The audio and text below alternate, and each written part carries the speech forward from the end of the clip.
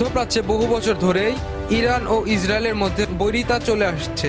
Israel মনে করে ইরানের পারমাণবিক কর্মসূচি তাদের জাতীয় নিরাপত্তার জন্য বড় হুমকি। অন্যদিকে ইরান দাবি করে তাদের কর্মসূচি শান্তিপূর্ণ এবং আত্মরক্ষার জন্য। 2015 সালে পারমাণবিক চুক্তি পরিস্থিতি কিছুটা শান্ত করলেও 2018 সালে যুক্তরাষ্ট্র চুক্তি থেকে সরে দাঁড়ানোর পর উত্তেজনা আবারও বাড়তে থাকে। সম্প্রতি সময়ে ড্রোন ও ক্ষেপণাস্ত্র হামলায় সংঘাতকে নতুন মাত্রা দিয়েছে। বিশ্লেষকদের মতে এই সংঘাত লেবানন, গাজা ও সিরিয়ার বিভিন্ন সশস্ত্র গোষ্ঠীর মধ্যেও দুপক্ষ পরোক্ষভাবে মুখোমুখি অবস্থায় রয়েছে।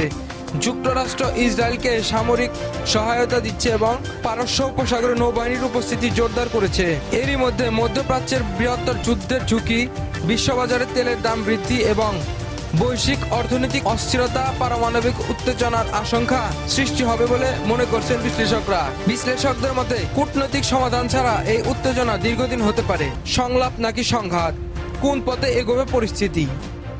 মোহাম্মদ মশিউজ্জামান মুবিন, 32 নিউজ, ঢাকা।